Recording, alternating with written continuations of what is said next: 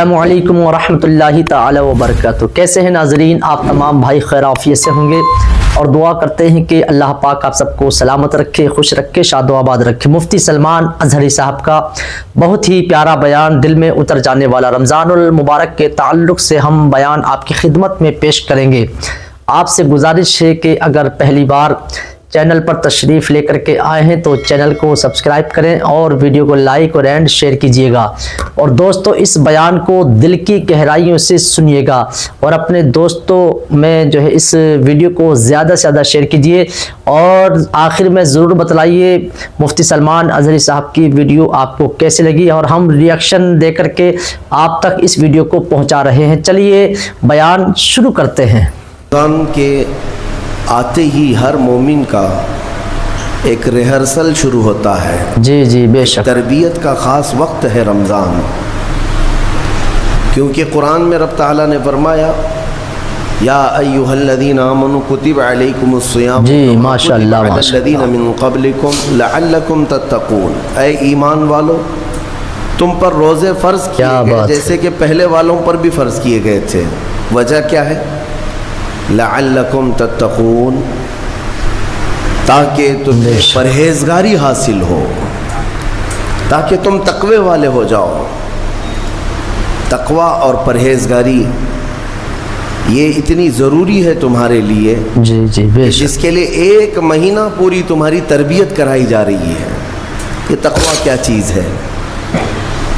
میں آپ سے اگر کہوں کہ یہ بنیاد ہے تمام اعمال کی، تقوی جو بھی عمل کریں آپ، بے شک، تقوی جو ہے یہ بنیاد ہے۔ تقوی کا مطلب ہے اللہ کا خوف، جی اللہ کا خوف، یا جو بھی عمل کرتا ہو وہ صرف اللہ کے لیے کرتا ہو، یہ تقوی ہے۔ اور یہ ہر عمل کے لیے ضروری ہے، ہر عمل کے لیے۔ نماز میں تقوی ضروری ہے، روزے میں تقوی ضروری ہے، حج میں تقوی ضروری ہے۔ کیا بات ہے، ماشاءاللہ۔ آپ دیکھیں حج کا سفر جب کرنا ہو تو رب تعالیٰ نے فرمایا دوستوں دل کی گہرائیوں سے سنیں، توشہ ساتھ میں لے لینا۔ سفر پر جا رہے ہو حج کے لیے، ساز و سامان توشہ ساتھ میں لے لینا، لیکن ساتھ میں ہی کون سا توشہ اچھا ہے؟ یعنی روٹی، سالن، چاول یہ توشہ، کپڑے لتے، حاجات یہ توشہ۔ خود رب تعالیٰ فرماتا ہے فَإِنَّ خَيْرَ الزَّادِ تَقْوَىٰ، سب سے بہترین توشہ تقویٰ ہے۔ یہ تقوی کی ہر جگہ پر اللہ تبارک و تعالیٰ نے تاکید فرمائی۔ اب میں آپ کو بتاتا ہوں یہ رمضان المبارک جو ایک مہینہ تمہیں تربیت کے راستے سے گزارا جاتا ہے، کس وجہ سے؟ تاکہ تمہارے دلوں میں تقوی آئے، تقوی۔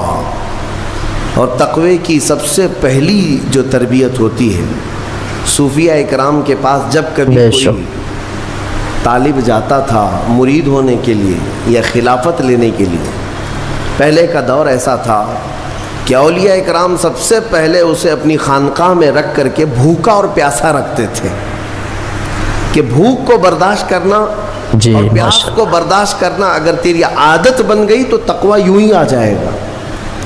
سید آل رسول مارہروی رحمۃ اللہ تعالیٰ علیہ، مارہرہ کی کیا بات ہے، بڑے پائے کے بزرگ ہیں، اعلیٰ حضرت کے پیر مرشد، ان کے پاس ایک صاحب آئے، ایک مولانا صاحب آئے خلافت لینے کے لیے۔ شام کے وقت تو پہنچے، سیدھے آتے ہی کہا کہ آپ اپنی خلافت وغیرہ مجھے دے دیجئے۔ تو اس وقت ایسے بالکل بٹ نہیں رہی ہوتی تھی۔ آپ نے کہا آپ آج تو آئے ہیں، مہمان ہیں ہمارے ہاں، رک جائیے خانقاہ میں، کل کو بات کریں گے، رات ہو چکی۔ اور حضرت نے اپنے خادم سے کہا مولانا کی اچھی خاطر تواضع کرو۔ رات کو ان کو ایک کمرے میں رکایا گیا اور ان کو خوب مچھلی کھلائی گئی۔ حضرت کا حکم تھا کہ انہیں مچھلی پیٹ بھر کر کے کھلائیں لیکن پانی مت دینا، اور ایک خاص قسم کی وہاں پر مچھلی ملتی ہے اتر پردیش میں، وہ مچھلی کھلائی گئی۔ جب پیٹ بھر کر کے مولانا صاحب نے مچھلی کھائی تو خادم صاحب نے باہر سے دروازہ بند کر لیا، کمرے میں انہیں اندر چھوڑ کر باہر چلے گئے۔ وہ اندر سے پکارتے رہے پانی تو دے دیجئے، کھانا کھا لیا پانی تو دے دیجئے، کوئی سننے والا ہی نہیں تھا۔ وہ پانی کرتے کرتے کرتے اندر سے چیختے رہے، چلاتے رہے، اور پھر جو ہے ان کی آنکھیں بڑی ہو گئی تھیں پیاس کی شدت کی وجہ سے۔ ایک سی بات ہے، مچھلی کے بعد بہت تیز پیاس لگتی ہے، کیونکہ مچھلی باہر بھی پانی میں رہتی ہے، اندر بھی اسے پانی کی ضرورت ہوتی ہے۔ تو وہ چیختے رہے یہاں تک کہ اب برا بھلا کہنا بھی شروع کر دیا۔ میں نے ان کی بڑی تعریف سنی تھی، لیکن مہمانوں کے ساتھ ایسی بدتمیزی، ایسا سلوک۔ رات بھر وہ تڑپتے رہ گئے، صبح کو جو ہے نڈھال پڑے تھے زمین پر، فجر سے پہلے دروازہ کھولا گیا، انہوں نے آؤ دیکھا نہ تاؤ، خادم کا جبہ پکڑ کر کھینچا اور لڑنے پر آ گئے۔ جی کیا بات ہے، تماچے لگائے، کہا کہ یہ کوئی شرافت ہے، بے شک، یہ کوئی تہذیب ہے؟ اس طرح سے کھانا کھلا کر مہمان کو بغیر پانی کے بند کر کے چلے جاتے ہو؟ تو حضرت اس وقت آ گئے، حضور آل رسول رحمۃ اللہ تعالی علیہ قریب آئے، پوچھا کیا بات ہے؟ کہا آپ نے ایسا ایسا ہمارے ساتھ سلوک، جی بے شک، کہا اب آپ کو پانی دے دیا جائے گا لیکن اب خلافت نہیں دی جائے گی، اس لیے کہ پانی کی پیاس برداشت نہ کر سکے اسے تقویٰ نہیں، اور تقویٰ نہیں تو خلافت کس بات کی؟ تقویٰ کئی چیزوں سے رک جانے کا نام ہے۔ حضرت عمر فاروق رضی اللہ تعالیٰ عنہ سے پوچھا گیا تقویٰ کیا چیز ہے؟ تو آپ فرماتے ہیں کہ یوں سمجھو کہ ایک راستہ ہے جس میں دائیں جانب بھی کانٹے ہیں، بائیں جانب بھی کانٹے ہیں، سامنے تمہاری منزل ہے۔ ماشاءاللہ ماشاءاللہ، دونوں راستوں سے، کانٹوں سے اپنے جسم کو بلکہ اپنے کپڑوں کو بچا کر کے نکل جانا، یہی تقویٰ ہے۔ اور رسول پاک صلی اللہ تعالیٰ علیہ وسلم کی ایک حدیث پاک، الحلال بین والحرام بین، فرمایا حلال بھی واضح ہے، حرام بھی واضح ہے۔ کیا چیز حلال ہے یہ بھی پتہ ہے آپ کو، کیا چیز حرام ہے یہ بھی پتہ ہے۔ شراب حرام ہے، خنزیر حرام ہے، مردار حرام ہے، چوری حرام ہے، یہ سب تو پتہ ہے۔ حلال بھی پتہ ہے، اپنے ہاتھوں سے کمائی ہوئی چیزیں حلال ہیں، چاول، گیہوں، باجرہ، یہ سب چیزیں حلال ہیں نا آپ کے۔ پھلوں میں بہت ساری حلال ہے، جانوروں میں جو حلال ہے وہ سب پتہ ہے۔ تو حلال کی لسٹ بھی معلوم ہے تمہیں، حرام کی لسٹ بھی معلوم ہے۔ جی حضور پاک صلی اللہ علیہ وسلم فرماتے ہیں ان دونوں کے بیچ میں کچھ چیزیں ہیں جن کے بارے میں پتہ نہیں چلتا حلال ہے کہ حرام ہے، ان چیزوں کو چھوڑ دینے کا نام تقویٰ ہے۔ ارے میاں حرام کو چھوڑنا تو مسلمان کی شان ہے، ضروری ہے۔ تم شراب نہیں پیتے تو یہ تقویٰ نہیں ہے، یہ تو اسلام کا حکم ہے۔ تم جوا نہیں کھیلتے، چوری نہیں کرتے، یہ تو اسلام کا حکم ہے تمہارے اوپر، لیکن کچھ ایسے شک والی چیز سے بھی بچ جاتے ہو، اس کو کہتے ہیں تقویٰ، وہ تقویٰ ہے۔ جی بے شک، تقوی کی بہت ساری مثالیں ہیں، لیکن میں آپ کے سامنے ابھی رمضان کے متعلق عرض کرنے جا رہا ہوں کہ جیسے گزشتہ میں نے ایک تفسیر میں بھی عرض کیا، بعض لوگوں کو ایسا لگتا ہے کہ رمضان میں لوڈ شیڈنگ ہوتی ہوگی، کچھ خزانہ خدا میں بچت کے لیے لوگوں کو بھوکا اور پیاسا رکھا جاتا ہے، کچھ رزق بچا لیا جائے۔ نادانو، اللہ رب العزت جو پوری کائنات کا رزاق حقیقی ہے، اسے کسی چیز کی کمی نہیں ہے۔ یہ روزے جو فرض کیے گئے خزانے میں بچت کے لیے نہیں، بلکہ ہمارے جسموں کی اور ہماری روحوں کی اصلاح کے لیے، ہماری روحوں کی اصلاح اور جسموں کی اصلاح کے لیے ہمیں تقویٰ ملے۔ میں آپ کو بتاتا ہوں، ایک سوال میں آپ سے پوچھتا ہوں، آج رمضان میں یہ بہت ضروری ہے، کیونکہ رمضان ہونے کے بعد بھی سب کو پتہ ہے کہ چاند دکھتے ہی اللہ شیطانوں کو قید کر لیتا ہے، یہ سب کو پتہ ہے۔